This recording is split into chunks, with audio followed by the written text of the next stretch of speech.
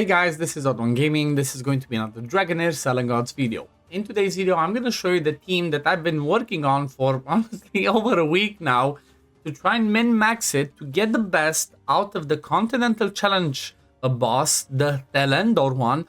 And it's a little bit of a quirky one, and I'm honestly kind of excited about this because I managed to do the best possible damage, which is, at least the minimum of the 200 million without having Lelwanis, which is kind of the queen for this team. So let me show you the team that I'm actually using.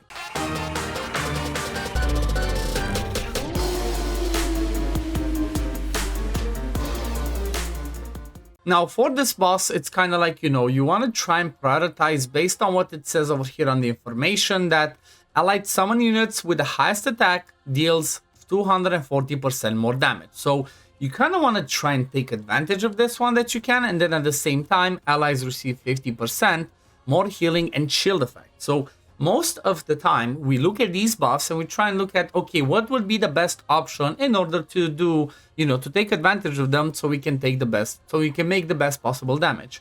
Another thing to keep in mind is when the boss does the ultimates, you're going to be getting a lot of hits that will go at random, that can be really painful. It can do a lot of damage. That's why kind of like having a summons team is going to be one of the best ones over here, so that these ones can just target those little summons, those minions, to do the most of the damage on those, and your main heroes will not actually get hit and killed. Same thing around him, he's going to be doing some radiant damage and whatnot. But I kind of did a little bit of an interesting combination, and I'm happy to say that the MVP is actually Isitarian, right? I'm not gonna lie.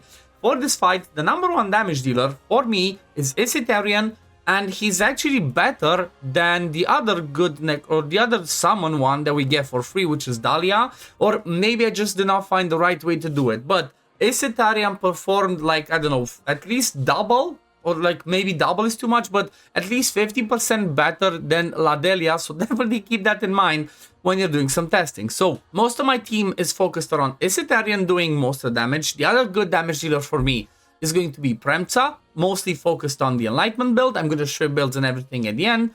Then for my healing, I'm only using Zarloth as the healer. Also, he's going to be my Witch's Remains. Then we have Irzilas, which is kind of my enabler for Premca to be able to do a ton of damage, because he keeps spawning, spirits. Each time an ally's undead summon unit dies, there's a 100% chance someone wants skeleton. This one, he just keeps summoning a ton, right? He just keeps summoning lots of skeletons. That is going to keep boosting Premca based on this one, right? Because it says when an ally undead summon unit appears, they deal necrotic damage, derivative one, 7 times over 5 seconds within 1 tile of around themselves. So each time Ursula summons something, is going to keep doing that. And then same thing, when she does the ultimate, she keeps doing proccing that passive, which is the Tireless Devotion. So she's going to be doing a ton more damage. And then we also have Centralia, which honestly, she's kind of in there to boost Isitarian, right? She's mostly in there to boost Isitarian and some of the damage for Irzilas. But let me do the run to show you exactly how it goes. And you're going to see it's a pretty, it's a pretty interesting team. I did not expect to do it. It does require some specific builds. It does require to have the elemental affinity a little bit boosted, at least, getting to the tier 5 one, where you can get 20% more damage from having 5-man elemental affinity, and also getting 20% damage reduction.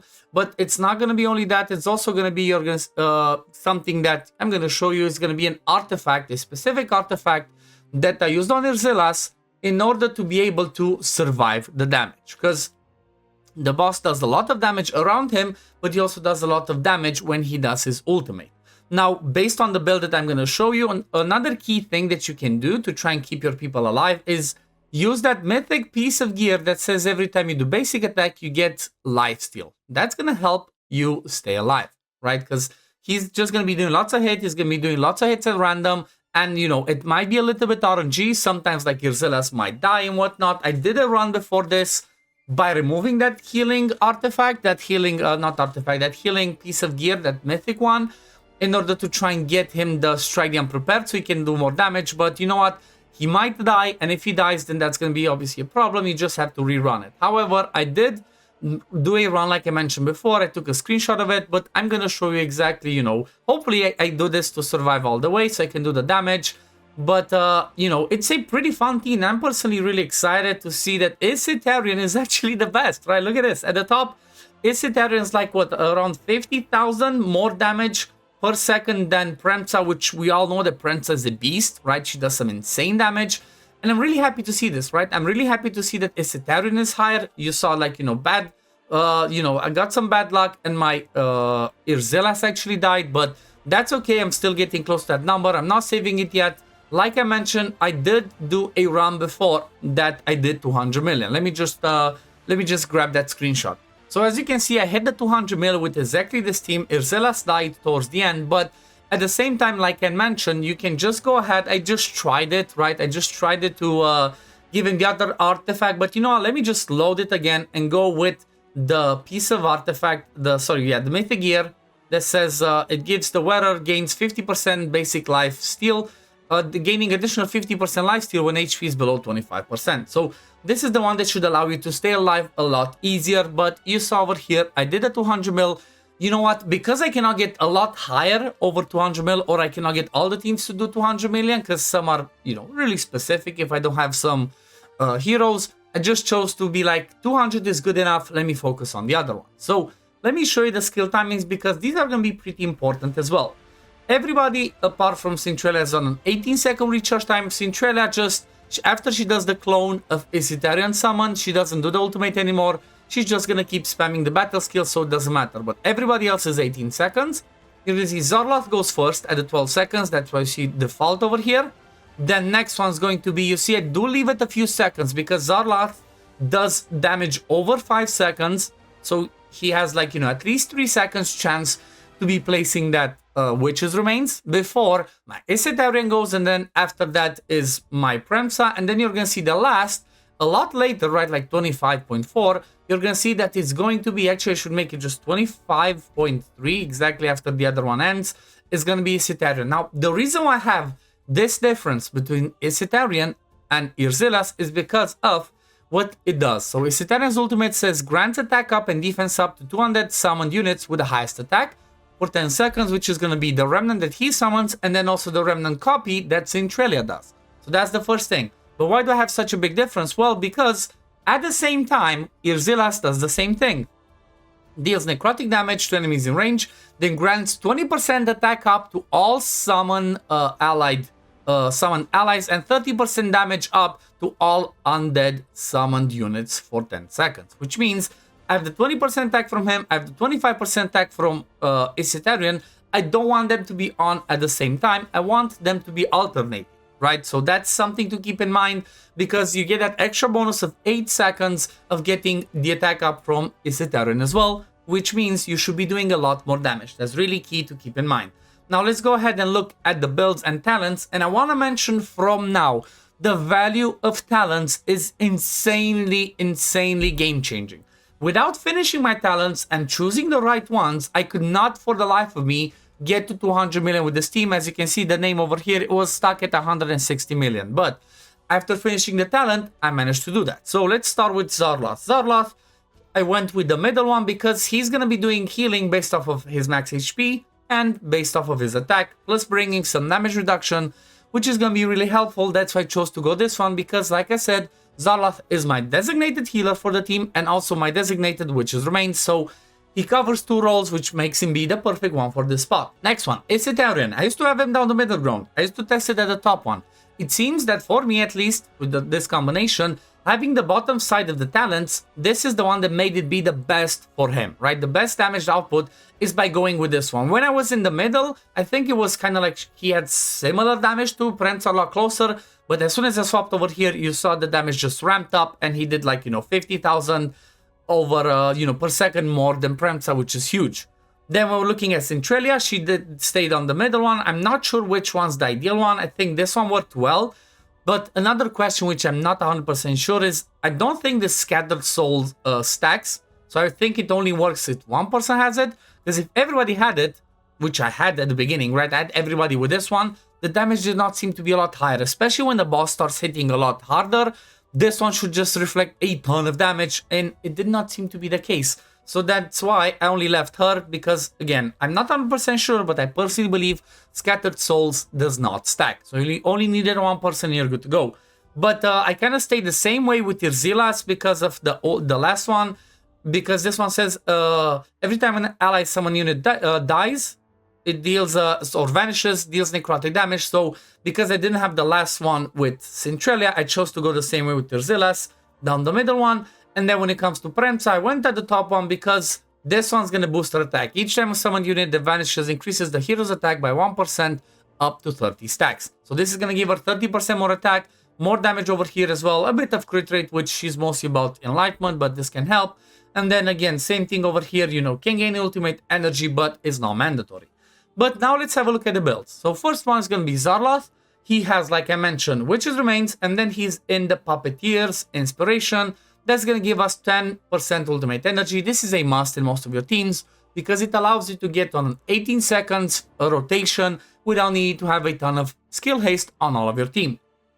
So this one works just fine. You need around 200, 210 accuracy. I have 192, a little bit lower, but you saw it worked just fine. He still ends his debuffs, but ideally, just to be safe, 210 accuracy is what you need, plus the 50 that you get from the elemental bonus, the 3-man synergy, should get him to the 260 required. Apart from that, I just gave him, attack percent in the Carnet, the Strike the Unprepared one, and that's just, good to go. It worked just fine.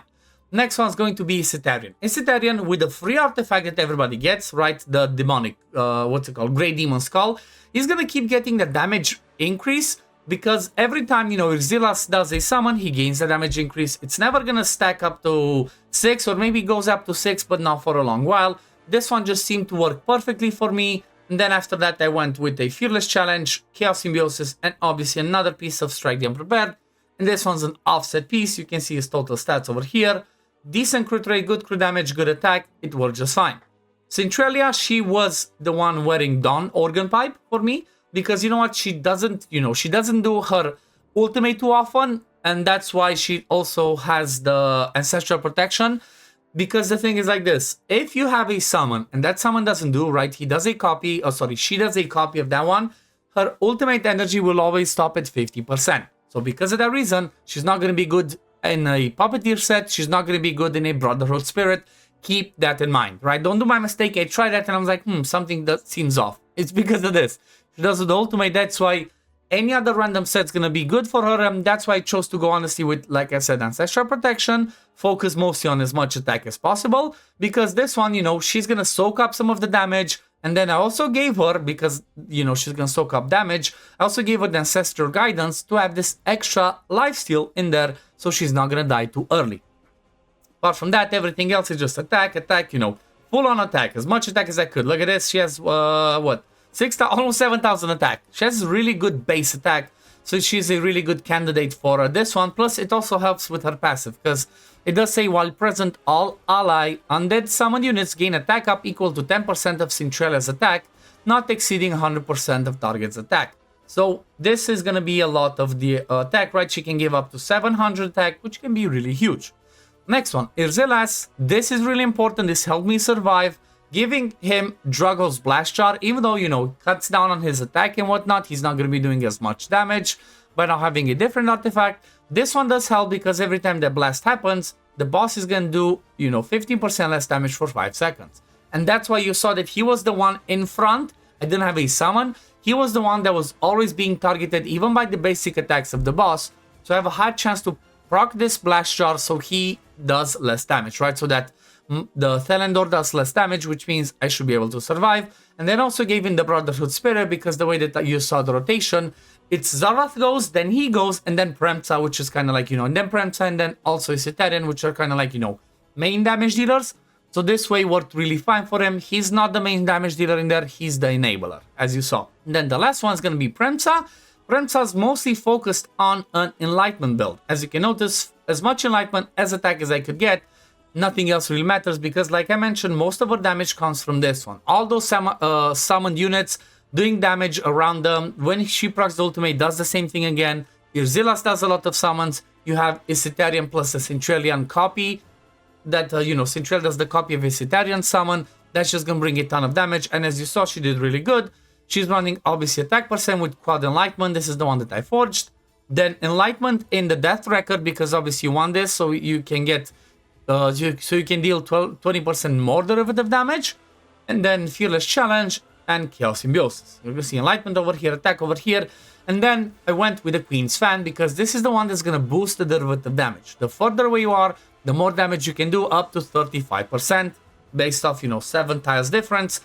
And you saw it worked just fine. It was a thing of beauty. So, you know what? Even if you don't have Lelwanis, like I don't, you can still manage to get this. It's just, obviously, it's not going to be easy. You're going to require some specific builds, some specific artifacts, You're going to require to have good elemental affinity. Like I mentioned, my 5-man elemental affinity is maxed. So I have 20% more damage from the same element, 20% damage reduction when I have a 5-man synergy. And that's how I managed to do it. Without that, I think it would be difficult. Like, I'm not sure what else I could boost with damage or whatnot, but without Premza, without Lelwanis in the team, I feel like this is a pretty solid team and I'm really happy with it. And again, the thing that I love the most is that Isitarian is actually the MVP of the fight, right? He's the main damage dealer. He's just knocking it out of the park. But this is going to be it for the video. I hope you enjoyed it. I hope this helps you. I hope this gives you an idea of how you can try and tackle this boss with, if you have limited summons like if you don't have Lelwanis like I do, should give you an idea. I hope this helps you realize that Isitarian is actually better than Ladelia, or at least, for what I tested, maybe I didn't, maybe I'm missing something, but Ladelia did not, just could not compete with how much damage Isitarian actually does in this specific team. But yeah, I guess we're gonna leave it at this. Like I said, thank you for watching. As always, if you do enjoy my content, don't forget to like the video, subscribe to the channel to see when I upload next, and I'm gonna see you on the next one. Peace, love, take care, run. Bye, guys.